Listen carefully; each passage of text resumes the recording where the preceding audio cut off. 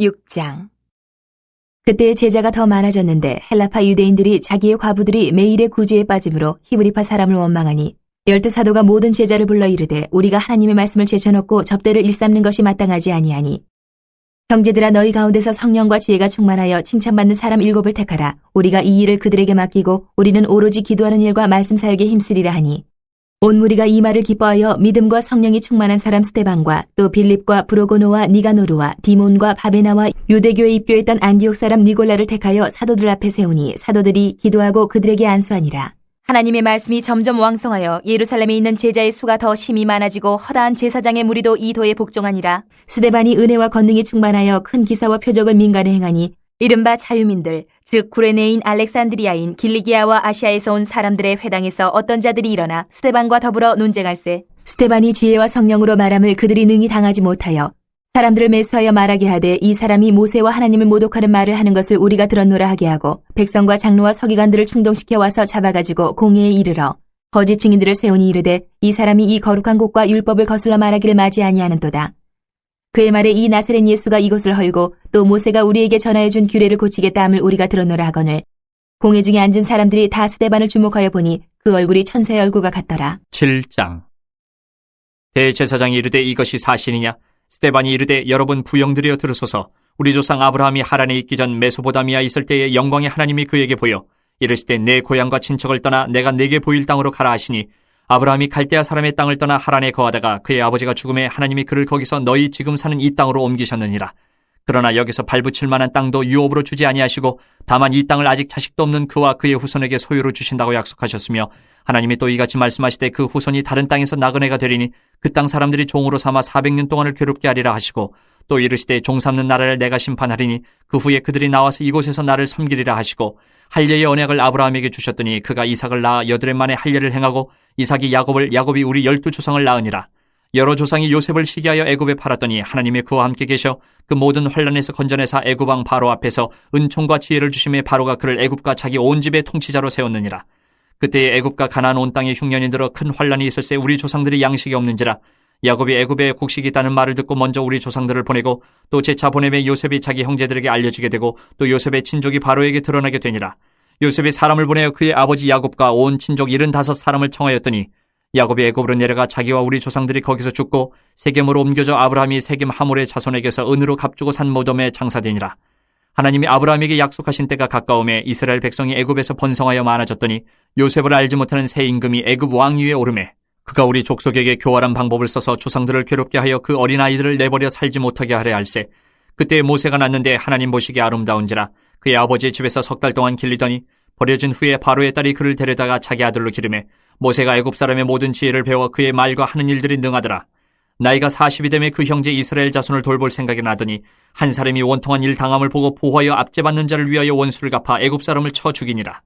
그는 그의 형제들이 하나님께서 자기의 손을 통하여 구원해 주시는 것을 깨달으리라고 생각하였으나 그들이 깨닫지 못하였더라. 이튿날 이스라엘 사람끼리 싸울 때에 모세가 와서 화해시키려 하여 이르되 너희는 형제인데 어찌 서로 해치느냐 하니 그 동물을 해치는 사람이 모세를 밀어뜨려 이르되 누가 너를 관리와 재판장으로 우리 위에 세웠느냐? 내가 어제는 애굽 사람을 죽임과 같이 또 나를 죽이려느냐 하니 모세가 이 말 때문에 도주하여 미디안 땅에서 나그네 되어 거기서 아들 둘을 낳으니라. 40년이 참에 천사가 시내산 광야 가시나무 떨기 불꽃 가운데서 그에게 보이거늘 모세가 그 광경을 보고 놀랍게 여겨 알아보려고 가까이 가니 주의 소리가 있어 나는 내 조상의 하나님 즉 아브라함과 이삭과 야곱의 하나님이라 하신데 모세가 무서워 감히 바라보지 못하더라. 주께서 이르시되 내 발의 신을 벗으라. 내가 서 있는 곳은 거룩한 땅이니라. 내 백성이 애굽에서 괴로움 받음을 내가 확실히 보고 그 탄식하는 소리를 듣고 그들을 구원하려고 내려왔노니 이제 내가 너를 애굽으로 보내리라 하시니라. 그들의 말이 누가 너를 관리와 재판장으로 세웠느냐 하며 거절하던 그 모세를 하나님은 가시나무 떨기 가운데서 보이던 천사의 손으로 관리와 속량하는 자로서 보내셨으니 이 사람이 백성을 인도하여 나오게 하고 애굽과 홍해와 광야에서 40년간 기사와 표적을 행하였느니라. 이스라엘 자손에 대하여 하나님이 너희 형제 가운데서 나와 같은 선지자를 세우리라 하던 자가 곧 이 모세라. 시내산에서 말하던 그 천사와 우리 조상들과 함께 광야 교회에 있었고 또 살아있는 말씀을 받아 우리에게 주던 자가 이 사람이라. 우리 조상들이 모세에게 복종하지 아니하고자 하여 거절하며 그 마음이 도리어 애굽으로 향하여 아론더러 이르되 우리를 인도할 신들을 우리를 위하여 만들라. 애굽 땅에서 우리를 인도하던 이 모세는 어떻게 되었는지 알지 못하노라 하고 그때 그들이 송아지를 만들어 그 우상 앞에 제사하며 자기 손으로 만든 것을 기뻐하더니 하나님이 외면하사 그들을 그 하늘의 군대 섬기는 일에 버려두셨으니 이는 선지자의 책에 기록된 바 이스라엘의 집이여 너희가 광야에서 40년간 희생과 제물을 내게 드린 일이 있었느냐? 몰록의 장막과 신 레판의 별을 받들었으며 이것은 너희가 절하고자 하여 만든 형상이로다. 내가 너희를 바벨론 밖으로 옮기리라 함과 같으니라. 광야에서 우리 조상들에게 증거의 장막이 있었으니 이것은 모세에게 말씀하신 이가 명하사 그가 본 그 양식대로 만들게 하신 것이라. 우리 조상들이 그것을 받아 하나님이 그들 앞에서 쫓아내신 이방인의 땅을 점령할 때에 여호수아와 함께 가지고 들어가서 다윗 때까지 이르니라. 다윗이 하나님 앞에서 은혜를 받아 야곱의 집을 위하여 하나님의 처소를 준비하게 하여 달라고 하더니 솔로몬이 그를 위하여 집을 지었느니라.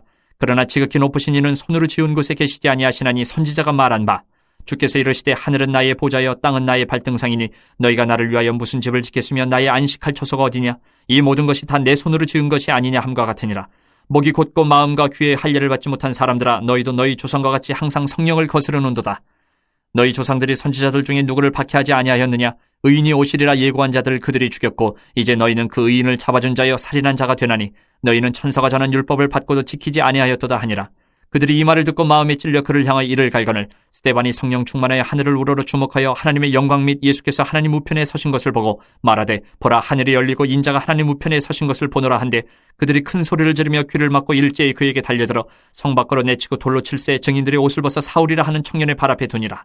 그들이 돌로 스데반을 치니 스데반이 부르짖어 이르되 주 예수여 내 영혼을 받으시옵소서 하고 무릎을 꿇고 크게 불러 이르되 주여 이 죄를 그들에게 돌리지 마옵소서 이 말을 하고 자니라. 8장. 사울은 그가 죽임당함을 마땅히 여기더라. 그날에 예루살렘에 있는 교회에 큰 박해가 있어 사도 외에는 다 유대와 사마리아 모든 땅으로 흩어지니라. 경건한 사람들이 스데반을 장사하고 위하여 크게 울더라. 사울이 교회를 참멸할새 각 집에 들어가 남녀를 끌어다가 옥에 넘기니라. 그 흩어진 사람들이 두루 다니며 복음의 말씀을 전할새 빌립이 사마리아 성에 내려가 그리스도를 백성에게 전파하니 무리가 빌립의 말도 듣고 행하는 표적도 보고 한마음으로 그가 하는 말을 따르더라. 많은 사람에게 붙었던 더러운 귀신들이 크게 소리를 지르며 나가고 또 많은 중풍병자와 못 걷는 사람이 나으니 그 성에 큰 기쁨이 있더라. 그 성에 시몬이라 하는 사람이 전부터 있어 마술을 행하여 사마리아 백성을 놀라게 하며 자칭 큰 자라 하니 낮은 사람부터 높은 사람까지 다 따르며 이르되 이 사람은 크다 일컫는 하나님의 능력이라 하더라. 오랫동안 그 말씀에 놀랐으므로 그들이 따르더니 빌립이 하나님 나라와 및 예수 그리스도의 이름에 관하여 전도함을 그들이 믿고 남녀가 다 세례를 받으니 시몬도 믿고 세례를 받은 후에 전심으로 빌립을 따라다니며 그 나타나는 표적과 큰 능력을 보고 놀라니라. 예루살렘에 있는 사도들이 사마리아도 하나님의 말씀을 받았다 함을 듣고 베드로와 요한을 보내매 그들이 내려가서 그들을 위하여 성령 받기를 기도하니 이는 아직 한 사람에게도 성령 내리신 일이 없고 오직 주 예수의 이름으로 세례만 받을 뿐이더라. 이에 두 사도가 그들에게 안수하며 성령을 받는지라. 시몬이 사도들의 안수로 성령 받는 것을 보고 돈을 들여 이르되 이 권능을 내게도 주어 누구든지 내가 안수하는 사람은 성령을 받게 하여 주소서 하니 베드로가 이르되 내가 하나님의 선물을 돈 주고 살 줄로 생각하였으니 내 은과 내가 함께 망할지어다. 하나님 앞에서 내 마음이 바르지 못하니 이 도에는 내가 관계도 없고 분깃될 것도 없느니라. 그러므로 너의 이 약함을 회개하고 주께 기도하라. 혹 마음에 품은 것을 사하여 주시리라. 내가 보니 너는 악독이 가득하며 불의에 매인 바 되었도다. 시몬이 대답하여 이르되 나를 위하여 주께 기도하여 말한 것이 하나도 내게 임하지 않게 하소서 하니라. 두 사도가 주의 말씀을 증언하여 말한 후 예루살렘으로 돌아갈새 사마리아인의 여러 마을에서 복음을 전하니라.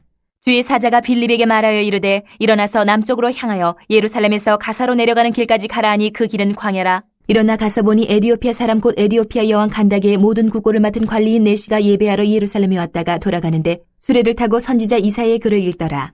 성령이 빌립더러 이르시되 이 수레로 가까이 나아가라 하시거늘 빌립이 달려가서 선지자 이사야의 글 읽는 것을 듣고 말하되 읽는 것을 깨닫느냐. 대답하되 지도해주는 사람이 없으니 어찌 깨달을 수 있느냐 하고 빌립을 청하여 수레에 올라 같이 앉으라 하니라. 읽는 성경 구절은 이것이니 일렀으되 그가 도살자에게로 가는 양과 같이 끌려갔고 털 깎는 차 앞에 있는 어린 양이 조용함과 같이 그의 입을 열지 아니하였도다.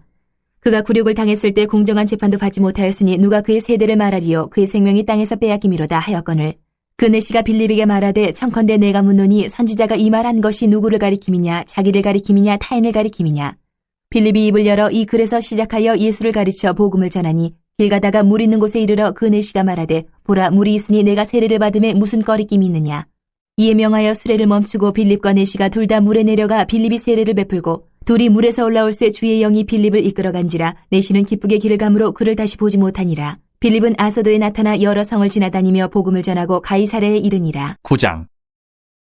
사울이 주의 제자들에 대하여 여전히 위협과 살기가 등등하여 대제사장에게 가서 다메섹 여러 회당에 가져갈 공문을 청하니 이는 만일 그 도를 따르는 사람을 만나면 남녀를 막론하고 결박하여 예루살렘으로 잡아오려 함이라. 사울이 길을 가다가 다메섹에 가까이 이르더니 호련히 하늘로부터 빛이 그를 둘러 비추는지라.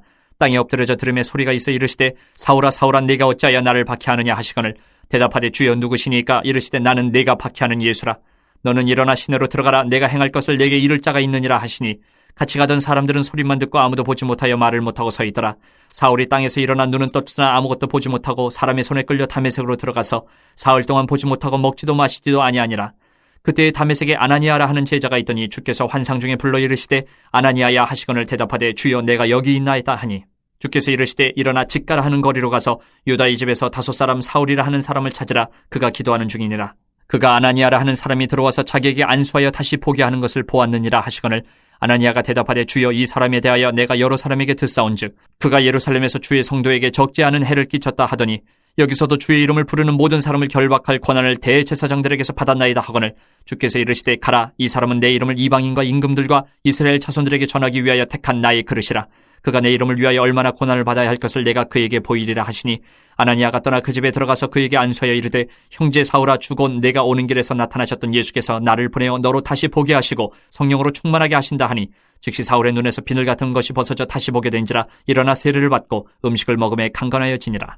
사울이 다메섹에 있는 제자들과 함께 며칠 있을새 즉시로 각 회당에서 예수가 하나님의 아들이심을 전파하니 듣는 사람이 다 놀라 말하되 이 사람이 예루살렘에서 이 이름을 부르는 사람을 멸하려던 자가 아니냐.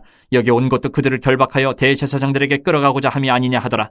사울은 힘을 더 얻어 예수를 그리스도라 증언하여 다메섹에 사는 유대인들을 당혹하게 하니라. 여러 날이 지나며 유대인들이 사울 죽이기를 공모하더니 그 계교가 사울에게 알려지니라. 그들이 그를 죽이려고 밤낮으로 성문까지 지키거늘 그의 제자들이 밤에 사울을 광주리에 담아 성벽에서 달아내리니라. 사울이 예루살렘에 가서 제자들을 사귀고자 하나 다 두려워하여 그가 제자됨을 믿지 아니하니 바나바가 데리고 사도들에게 가서 그가 길에서 어떻게 주를 보았는지와 주께서 그에게 말씀하신 일과 다메섹에서 그가 어떻게 예수 이름으로 담대히 말하였는지를 전하니라. 사울이 제자들과 함께 있어 예루살렘에 출입하며 또 주 예수의 이름으로 담대히 말하고 헬라파 유대인들과 함께 말하며 변론하니 그 사람들이 죽이려고 힘쓰거늘 형제들이 알고 가이사랴로 데리고 내려가서 다소로 보내니라. 그리하여 온 유대와 갈릴리와 사마리아 교회가 평안하여 든든히 서가고 주를 경외함과 성령의 위로로 진행하여 수가 더 많아지니라.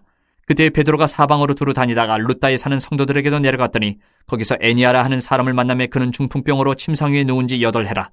베드로가 이르되 애니아야 예수 그리스도께서 너를 낫게 하시니 일어나 내 자리를 정돈하라 한데 곧 일어나니 룻다와 사론에 사는 사람들이 다 그를 보고 죽게로 돌아오니라. 요바에 다비다라 하는 여제자가 있으니 그 이름을 번역하면 도르가라. 선행과 구제하는 일이 심히 많더니 그때 병들어 죽음의 시체를 씻어 타락에 누이니라.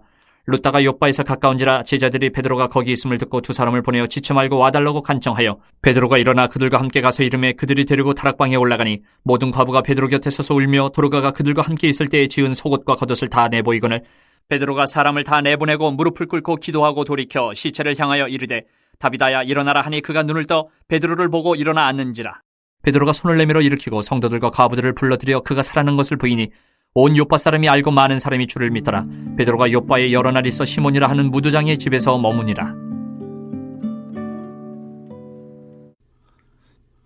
1장에서 7장까지는 예루살렘에서의 복음 전가라고 한다면 8장부터 12장까지는 유대와 사마리아에서의 복음 전가를 13장 이후부터 28장까지는 바울을 중심으로 한 이방인 선교를 다루고 있습니다.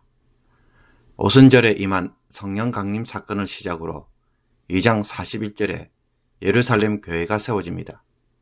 이후에 성전 미문에서 나면서 걷지 못하는 자를 걷게 한 기적 사건과 솔로몬 행각에서의 베드로의 설교로 인해 교회가 더욱 성장합니다.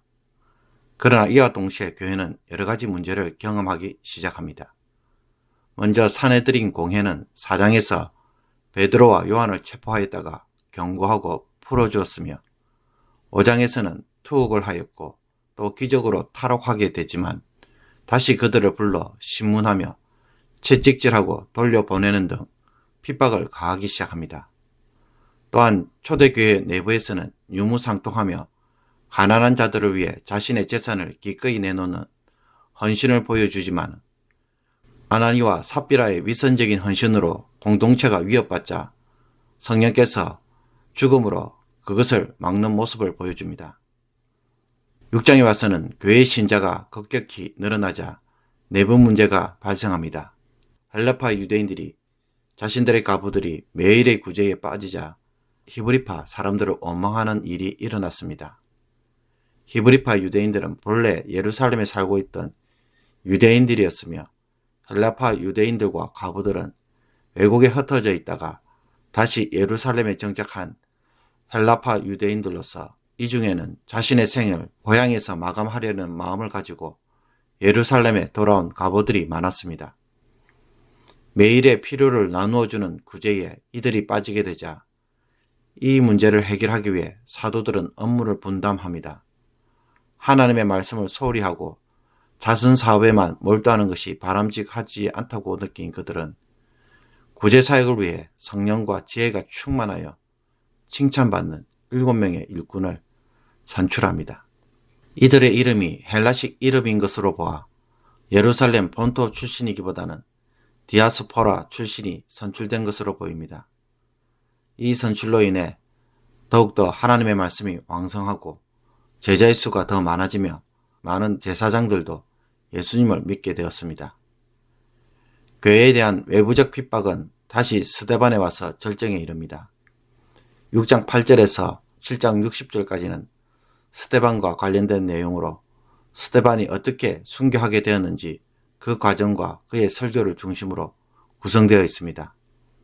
스데반이 은혜와 권능이 충만하여 큰 기사와 표적을 행하고 자유민들, 즉 디아스포라 유대인들이 모인 회당들에서 말씀을 전하던 중에 그들과 변론하게 되었습니다. 이로 인해 그들은 스데반이 지혜와 성령으로 말하는 것을 이기지 못하자 사람을 매수하여 거짓 정인을 세우고 사내들인 공회에 고발을 합니다. 그들이 공회에 고발한 제목은 크게 세 가지로서 첫째, 모세와 하나님을 모독하는 말을 했으며 둘째, 거룩한 곳, 즉 성경과 율법을 거슬러 말했고 셋째, 나사렛 예수가 성전을 헐고 모세가 전해준 관습을 뜯어 고치겠다는 말을 했다는 것입니다. 한마디로 율법과 성전에 대해 모독하는 말을 했다는 것입니다. 이것이 사실인지 묻는 대제사장의 질문에 스데반은 긴 설교로 답변합니다. 스데반은 이스라엘의 역사를 회고하면서 유대인들이 말씀을 어기고 우상 숭배를 하고 하나님이 보낸 선지자를 죽이고 불순종했다는 사실을 폭로합니다.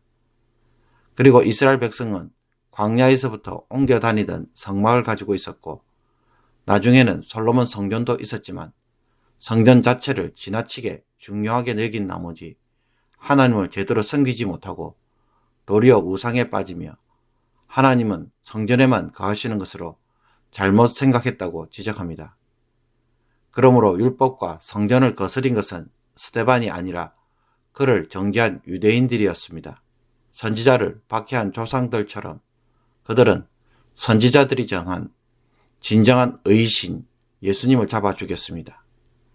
율법을 수호하고 소유하려고 했지만 정작 그것을 지키지는 않았습니다. 성전을 자랑했지만 강도의 소굴로 만들었고 참 성전으로 오신 예수님을 도리어 배격했던 것입니다. 스데반의 설교에 그들은 격분하고 이를 갈았습니다. 그리고는 큰 소리를 지르며 길을 막고 일제히 그에게 달려들어 성 밖으로 내치고 돌로 칩니다. 증인들이 옷을 벗는 것은 자신들이 증인임을 드러내는 행위로서 이 옷을 마침 그 자리에 서 있던 사울에게 둡니다. 사울은 그 현장을 목격한 사람이었던 것입니다. 스데반은 돌로 맞아 죽으면서 자신의 영혼을 예수님에게 의탁합니다. 그리고 예수님처럼 이 죄를 그들에게 돌리지 마옵소서라고 기도합니다. 스데반의 죽음으로 예루살렘 교회는 이제 큰 박해를 받기 시작합니다. 그래서 사도 외에는 다 유대와 사마리아 모든 땅으로 흩어지는 계기가 됩니다. 그러나 이 일로 성령께서는 교회를 향한 핍박을 도리어 예루살렘에서 유대와 사마리아로 복음이 전해지는 일이 되게 하셨습니다. 이것은 사도들의 계획된 선교 전략에 따라 진행된 것이 아니라 하나님의 섭리와 인도하심으로 예루살렘에 안주하고 있던 성도들을 흩으셔서 이루신 일이었습니다. 이 점에서 이방인 선교가 시작되는 13장의 이야기도 마찬가지입니다. 12장에 하나님은 베드로에게 환상을 보여주셔서 고넬료에게 복음을 전하게 하셨고 교회를 박해하던 사울을 부르셔서 이방인의 사도로 세우셔서 이루어지게 합니다. 이것은 하나님의 선교 전략에 의해 진행되고 있음을 확실하게 보여줍니다. 흩어진 자들은 두루다니며 복음의 말씀을 전하였습니다. 그 중에 빌립 지사는 사마리아 성에 내려가 그리스도를 백성들에게 전파합니다. 그 결과 빌립의 말을 듣고 그 행하는 표적을 보고는 그 말에 따릅니다. 그리고 이 사마리아 성에는 마술을 행함으로 사마리아 사람들을 놀라게 하고 스스로 위대한 자라고 말하는 마술사 시몬이 있었는데, 전도자 빌립이 전한 복음 때문에 시몬에게 쏠렸던 관심이 이제는 빌립에게 향하게 되었습니다. 빌립이 하나님의 나라와 예수 그리스도의 이름에 관하여 전도하자 사마리아 사람들이 믿고 세례를 받으며 빌립이 행한 표적과 큰 능력을 보고 놀라워합니다. 사마리아인들이 복음을 받았다는 소식이 전해지자 예루살렘 교회는 베드로와 요한을 보내고 그들에게 내려가서 성령 받기를 기도하자 비로소 그들이 성령을 받았습니다. 그러면 유대인들과 달리 사마리아인들은 복음을 믿고 세례를 받을 때 왜 성령을 그 자리에서 받지 못했을까요? 추측하기는 사마리아인들도 하나님을 믿지만 그러나 모세 오경만 받아들이며 순수 유대인이 아니었기에 초대교회가 그들을 하나님의 백성으로 받아들인다는 것은 상당히 부담스러웠을 것입니다. 이런 상황에서 하나님은 두 사도들로 하여금 사마리아인들도 복음을 믿고 하나님의 백성이 될 수 있음을 직접 목격하도록 하기 위해 성령을 지연시키고 그들이 와서 기도할 때에 비로소 성령 부으심을 직접 경험하게 하셨을 것입니다.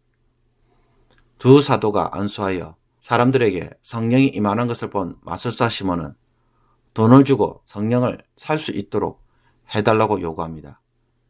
시몬은 자신도 성령을 줄 수 있는 능력을 가지기를 원했던 것입니다. 그러나 여기에 대해 베드로는 하나님의 선물을 돈으로 살려는 생각은 은과 함께 망한다고 강력하게 경고합니다. 그리고는 회개를 촉구합니다. 이 사건 이후에 빌립은 주의 사자로부터 예루살렘에서 가사로 내려가는 명령을 받습니다. 빌립은 길에서 선지자 이사야의 글을 읽고 있는 에티오피아 여왕의 내시를 만납니다. 이사야서의 내용을 전혀 이해하지 못하는 내시는 빌립에게 그 의미를 묻고 복음을 전할 기회를 얻은 빌립은 그에게 예수님에 관한 복음을 전하고 세례를 베풉니다. 빌립의 이런 전도는 주의 영에 의한 것으로서 그는 아소도에서 나타나 여러 성을 지나다니며 복음을 전하고 가이사랴에 이릅니다. 9장은 사울을 부르심으로 하나님이 그를 이방인 선교를 위해 준비하시는 모습을 보여줍니다. 사울은 다메섹에 있는 그리스도인들을 잡아 예루살렘으로 데려오려고 대제사장의 공문을 얻어 다메섹으로 오던 길에 하늘로부터 오는 빛을 보게 되고 부활하신 예수님을 만나게 됩니다. 일로 사울은 눈을 떴지만 아무것도 보지 못하고 사람의 손에 이끌려 다메섹으로 들어가 사흘 동안 보지 못하고 먹지도 마시지도 못합니다. 그때 주님은 다메섹에 있는 아나니아라는 제자를 통해 사울을 만나 그에게 안수하여 눈을 뜨게 하며 세례를 주도록 합니다. 주님은 사울을 핍박자가 아닌 이방인과 임금들과 이스라엘 자손들에게 전하기 위한 택한 그릇으로 부르신 것입니다. 이 사건은 기독교 역사에 있어서 매우 중요한 회심 사건으로서 사도행전에서도 사울의 회심과 소명 이야기가 3번이나 걸쳐 소개되어 있습니다. 건강을 되찾은 사울은 다메섹의 여러 회당에서 복음을 전합니다. 기독교인들을 핍박하던 자가 오히려 복음을 전하는 모습에 사람들은 당혹하며 유대인들도 복음을 전하는 사울에 대해 그를 죽이려고 공모를 합니다. 이 계교에 사울은 밤낮으로 성문을 지키는 그들을 몰래 피해 밤에 성벽에서 광주리를 타고 탈출을 합니다. 그리고 예루살렘에서 바나바의 도움으로 사도들과 교제를 하며 그곳에서도 담대히 복음을 전하지만 또다시 살해 음모 때문에 고향 다소로 돌아갑니다. 이방인 선교를 위해 이렇게 바울을 준비한 이후에 누가는 9장 31절에서 온 유대와 갈릴리와 사마리아 교회가 평안하여 든든히 서가며 주를 경외함과 성령의 위로로 교회가 성장하는 것으로 요약합니다. 이것은 팔레스타인 전체에 복음이 전파되었음을 보여줍니다. 오늘의 묵상 본문은 6장 전체입니다. 이미 본문 해설에서도 충분히 언급되었듯이 6장은 초대교회가 가난한 자들을 위해 구제를 하던 중 빠진 자들로 인하여 원망이 생기자 이 문제를 해결하기 위해 7 집사를 세운 이야기와 스데반의 전한 복음으로 인해 스데반이 사내들인 공의에 고소당하는 이야기로 이루어져 있습니다. 이 중에 오늘은 7 집사를 세운 이야기를 묵상하고자 합니다. 우리가 성령 충만에 대해 종종 착각하는 것 중에 하나는 성령 충만하면 모든 일들이 물 흐르듯 잘 해결되고 그 어떤 문제도 일어나지 않을 것이라는 생각입니다. 그래서 성령 충만이 모든 교회의 문제의 답이고 이상적 교회를 만들어 줄 것이라고 여깁니다. 그러나 오늘 본문을 보면 어떻습니까? 초대교회는 사도들을 통해 표적과 기사가 있고 바른 복음의 선포가 있었으며 교회도 날마다 성장하고 성도들도 기꺼이 자발적으로 헌신하는 모습은 너무나도 이상적인 교회의 모습을 보여줍니다. 그러나 이런 이상적인 교회에도 무슨 일이 일어났습니까? 가난한 가부를 위해 필요를 나눠주는 구제에 빠지는 사람이 생겨났고 이 일로 성도들 내부에는 원망하는 일들이 일어났다는 것입니다. 성령에 충만한 사도들도 한쪽으로 치우치기도 하고 놓치는 일이 있으며 가중한 사역으로 소홀히 할 수밖에 없는 한계점들이 분명히 드러납니다. 심지어 구제하느라 말씀과 기도하는 일에 소홀히 하는 상황이었습니다. 성령 충만해도 교회의 문제는 어떤 상황, 어떤 일에서도 일어날 수 있음을 보여줍니다. 교회가 성장해 감에 따라 사도들의 업무도 분담하고 조직을 갖추는 일이 필요했습니다. 선한 구제가 아름다운 사역이 되기 위해서는 사도들만 사역을 독점하는 것이 아니라 서로 나누고 분담함으로 교회 안에 원망이 생겨나지 않도록 하는 일이 필요했다는 것입니다. 성령으로 충만하면 이상적인 교회가 되는 것이 아니라 문제들을 성령 충만을 통해 풀어가야 이상적 교회가 됩니다. 성령 충만이 성령의 은사로 나눠주고 몸을 세울 수 있는 지혜로 적용되어야 한다는 것입니다. 문제가 무엇인지 볼 줄 알고 성도들과 함께 분담하며 원망이 나오지 않도록 하는 지혜로서의 성령 충만, 이것이 필요한 것입니다. 교회 안에서 각 사람을 보면 전부 하나님에 대해 진실하고 순종하는 마음을 가지고 있으며 선한 심령을 소유한 것을 볼 수가 있습니다. 그러나 막상 사역들이 주어지고 각자의 삶의 스케줄이 있고 능력의 차이가 있다 보니 함께 일을 할 때는 이런 차이가 서로의 갈등을 만들어냅니다. 그러므로 우리에게 필요로 하는 것은 무엇이겠습니까?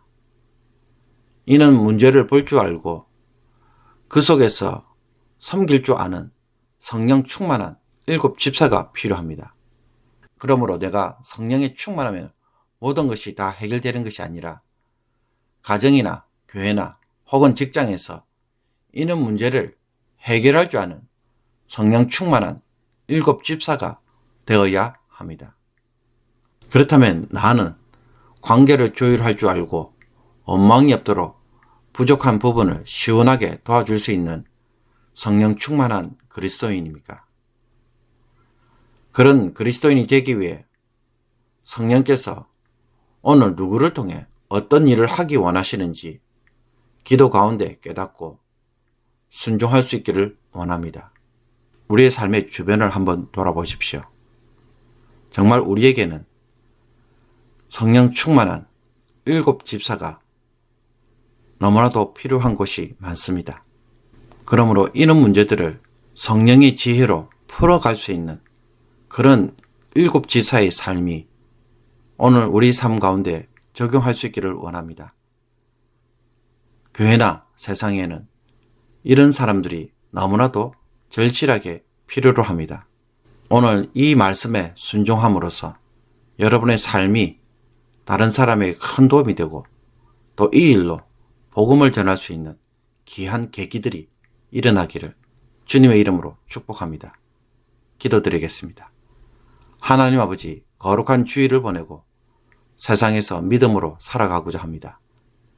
예배를 통해 들은 말씀을 기억하게 하시고 한 주간을 살아가는 힘이 되게 하여 주옵소서.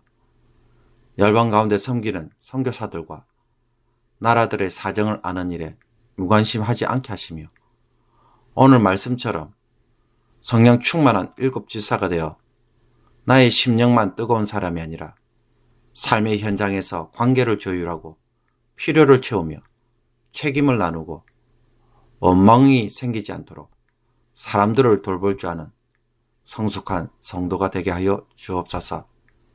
사람들이 정말로 필요로 하는 일곱 지사의 삶이 오늘 말씀 순종을 통하여 이루어지게 해주시고 우리의 섬김을 통하여서 복음이 증거될 수 있는 기회가 되게 하여 주시옵소서.